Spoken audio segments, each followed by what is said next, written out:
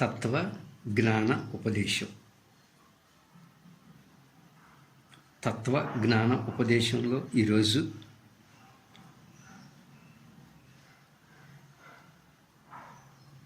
నువ్వు ఒక సచ్చిదానంద స్వరూపానివి.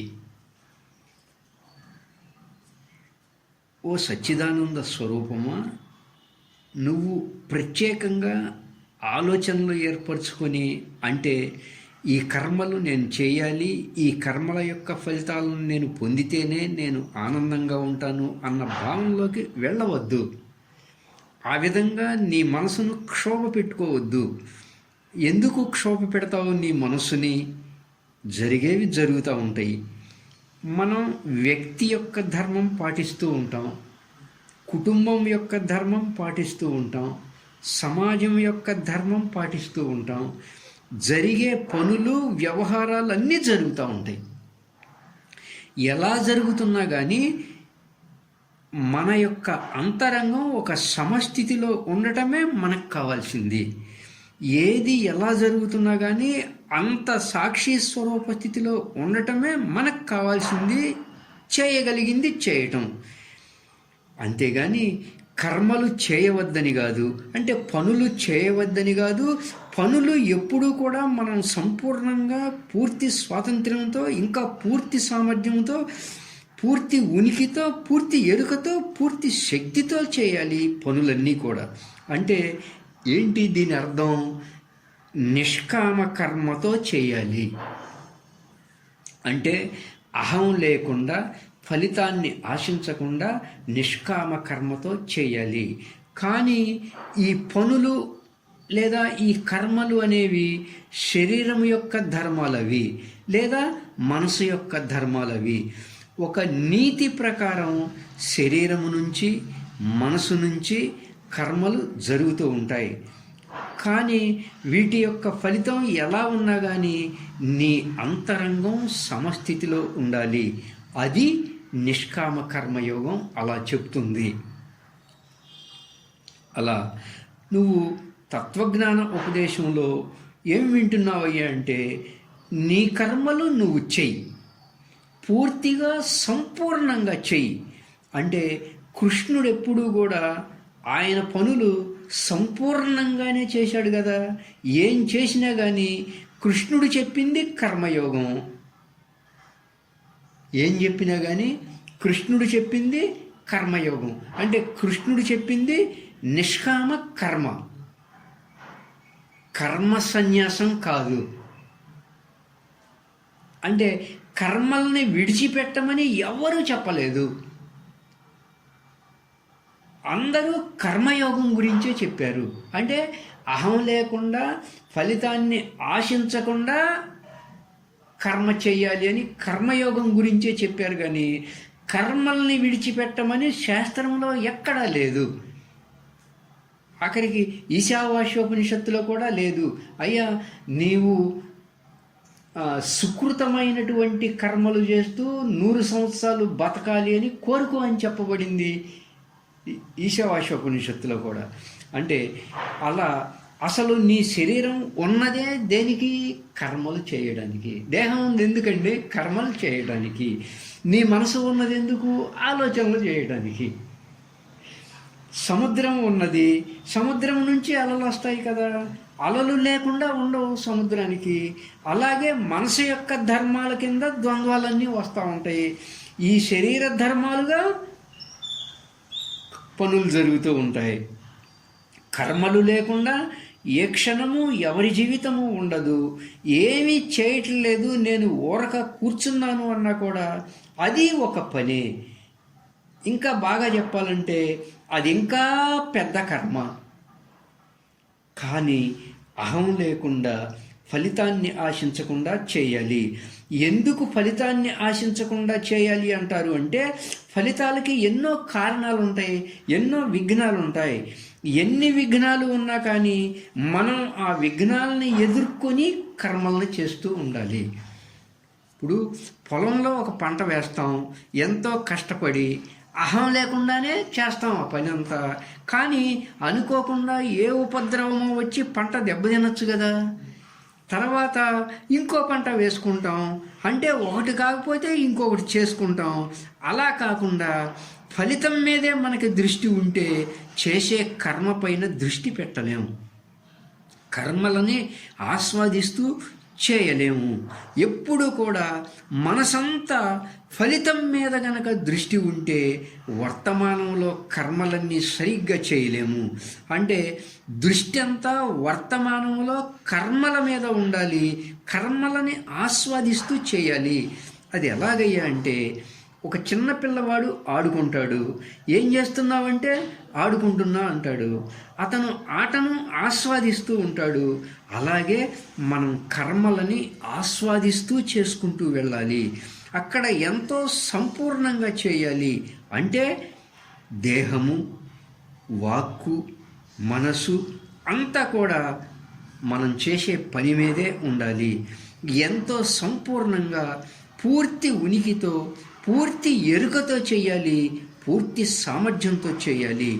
ఎప్పుడైతే అహం లేదో, అసలు ఫలితం మీద దృష్టి లేదో, అప్పుడు మనం చేసే కర్మలు కూడా చాలా ఉన్నతంగా జరుగుతూ ఉంటాయి. అందుకని అన్ని గీతలు, సమస్త వేదాలు, ఉపనిషత్తులు అన్నిటి సారాంశం ఏంటి అంటే, ప్రతి మనిషి అతనికి ఆయుష్ ఉన్నంత వరకు ఆనందంగా జీవించాలి.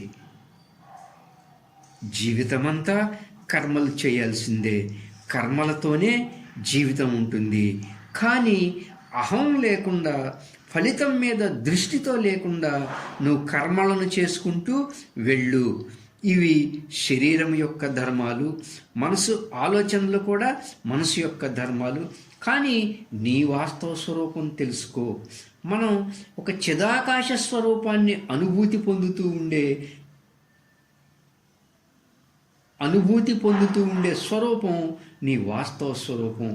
మనం ఒక చిదాకాశాన్ని అనుభూతి పొందుతూ ఉండే స్వరూపం నీ వాస్తవ స్వరూపం. ఈ విశ్వ చైతన్యం అంటే, ఈ విశ్వ చైతన్యం అంతా ఒక మహాకాశంగా ఉంటుంది. ఆ మహాకాశంలో ఈ జగత్తులన్నీ వచ్చి పోతూ ఉంటాయి కదా, అంటే సృష్టింపబడి లయమవుతూ ఉంటాయి. అలాగే మన చిదాకాశములో, మన సుషుమ్నాకాశములో కూడా ఈ చిత్తవృత్తులన్నీ వచ్చిపోతూ ఉంటాయి. అన్ని రకాల దృశ్యాలు, అన్ని రకాల భావాలు, నామ రూప జగత్ ఆలోచనలన్నీ వెళ్ళిపోతూ ఉంటాయి. అది ఎలా అంటే, సముద్రము నుంచి అలలు వచ్చినట్లుగా. సముద్రం యొక్క స్వభావం అలలు రావడం. అంత తేలిగ్గా తీసుకుంటే గనక వచ్చేవి వస్తూ ఉంటాయి, వెళ్ళేవి వెళ్తూ ఉంటాయి. కానీ నేను మాత్రం సమస్థితిలో ఉంటాను అన్న భావన మనకి ఏర్పడుతుంది. ఇది తత్వ జ్ఞాన ఉపదేశం. అలాగే సంకల్ప వికల్పాలు అంటే, ఇక్కడ ఫలానా ఆలోచన ఏర్పరచుకొని ఫలానా కర్మ చేస్తేనే దాని ఫలితం పొందితేనే నేను ఆనందంగా ఉంటాను ఈ భావన, లేకపోతే అప్పటి వరకు ఆనందం అనేది నాకు లేదు, ఇటువంటి భావనలేవి నువ్వు పెట్టుకోవద్దు అని అర్థం. ఇక్కడ ఇటువంటి సంకల్ప వికల్పాలను నువ్వు పెట్టుకోవద్దు అంటే, ఎటువంటి పరిస్థితిలో అయినా నువ్వు ఆనంద స్వరూపం. చూడండి, రమణ మహర్షి గారిని చూస్తే ఆయన ఎప్పుడూ ఆనందంగానే ఉంటారు కదా, మౌనంగా ఆనందంగా ఉంటారు కదా. ఎప్పుడు ఆయన ఏదన్నా ప్రత్యేకంగా కర్మలు చేస్తేనే ఆనందంగా ఉంటారా? లేదు, ఆయన ప్రత్యేకంగా కొన్ని సంకల్పాలు ఏర్పరచుకొని కొన్ని కర్మలు చేస్తేనే ఆనందం వస్తుందా అంటే కాదు. ఆయన ఎప్పుడూ ఆనందంగానే ఉంటారు. ఆయన ఎప్పుడూ ఆనందంగానే ఉంటారు కదా. ఎప్పటి వరకు? జీవితం చివరి క్షణం వరకు. అంటే ప్రత్యేకంగా కొన్ని పనులు చేస్తేనే ఆనందం వస్తుంది అని అనుకోవడం భ్రమ. నువ్వే ఒక ఆనంద స్వరూపంగా తెలుసుకోవాలి. అంటే ఎప్పుడు అట్టి స్వరూప స్థితిని అనుభూతి పొందుతామంటే, ముందు ఈ బాహ్య ప్రపంచ వస్తు విషయాలతో, ఈ దేహంతో, ఈ మనసు ఆలోచనలతో వ్యామోహం ఉండకూడదు. మన మనస్సు, మన శరీర ధర్మాలుగా ఇవన్నీ జరుగుతూ ఉంటాయి అన్న భావనను ఏర్పరచుకోవాలి. అందుకని ఈ సంకల్ప వికల్పాలతో నీ మనసును క్షోభ పెట్టవద్దు. ఎందుకు మనసుని క్షోభ పెడతావు? ఎందుకు అవి చేసి నేను ఆ కర్మలని ఆ ఫలితాలని పొంది ఆనందం పొందుతాను, అవి దక్కకపోతే నేను దుఃఖముతో ఉంటాను అని మనమే ఏర్పరచుకుంటాం. అలా అనవసరమైనటువంటి సంకల్ప వికల్పాలతో నీ మనసును క్షోభ పెట్టవద్దు. చిన్మయ అంటే నువ్వు ఒక చిదానంద స్వరూపానివి, ఒక ఆనంద స్వరూపానివి. అలా నీ అంతరంగమే ఒక ఆనంద సాగరం, ఒక ఆనంద సరోవరం అని తెలుసుకోక మనం ఆనందం కోసం బయట వెతుక్కుంటూ ఉంటాం కదా.